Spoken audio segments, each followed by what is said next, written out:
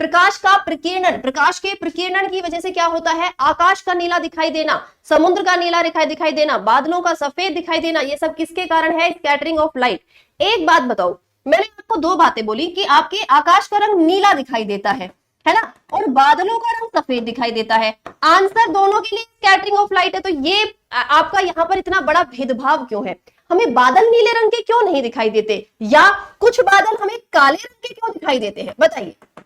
हमें बादल नीले रंग के क्यों नहीं दिखाई देते, या कुछ बादल हमें काले रंग के क्यों दिखाई देते हैं, सारे बादल हमें काले रंग के क्यों नहीं दिखाई देते, या सारे के सारे बादल हमको सफेद रंग के क्यों नहीं दिखाई देते, जल्दी बताओ। बहुत इंटरेस्टिंग चीज है ये आपकी, मैंने ही अभी आपको बताया कि आपके आकाश का नीला दिखाई देना, समुद्र का नीला दिखाई देना स्कैटरिंग ऑफ लाइट है, लेकिन फिर आपके किसका बच्चा, आपके बादलों का रंग सफेद कैसे होता है या काला कैसे हो जाता है ना। चलिए, नहीं, रिफ्रैक्शन नहीं होता बच्चा इसका, बबली जी इसका आंसर आपका रिफ्रैक्शन नहीं होगा, ध्यान से समझो, आंसर स्कैटरिंग ऑफ लाइट ही है, आंसर नहीं बदलने वाला। होता क्या है बच्चा, हमें जो आपका आकाश का रंग नीला दिखाई देता है वो एटमॉस्फेयर के कारण होता है। अब ये जो आपके वॉयलेट, इंडिगो, ब्लू है, इनकी वेवलेंथ बहुत ही कम होती है कलर्स की, तो जो हमारे एटमॉस्फेयर के छोटे छोटे पार्टिकल हैं, ये तीनों कलर मिलके उनके साथ बहुत लंबी दूरी आपकी तय करते हैं, जिसकी वजह से इन तीनों के कॉम्बिनेशन की वजह से हमको आकाश का रंग नीला दिखाई देता है और समुद्र का भी रंग नीला दिखाई देता है। ठीक है, उसमें बहुत सारे रीजन आ जाते हैं कि भाई ये रिफ्लेक्शन है, शैडो, उस पर हम लोग अभी बात नहीं करेंगे, सिंपल आपका आंसर रहेगा स्कैटरिंग ऑफ लाइट।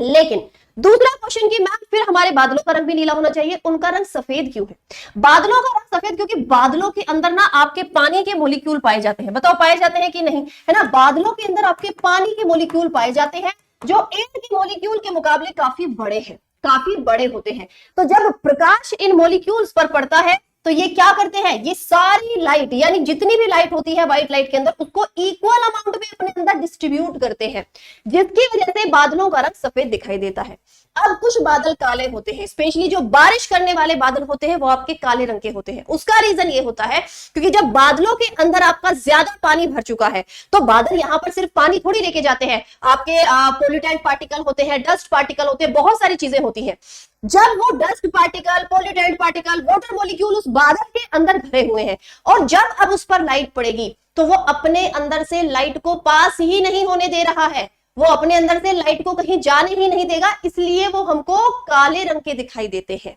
समझे? तो ये छोटा सा डिफरेंस मुझे आपको समझाना था। प्लीज आप लोग छोटी छोटी चीजें दिमाग में रखेंगे क्योंकि हो सकता है आपके एग्जाम में इस तरह के क्वेश्चन पूछे जाए।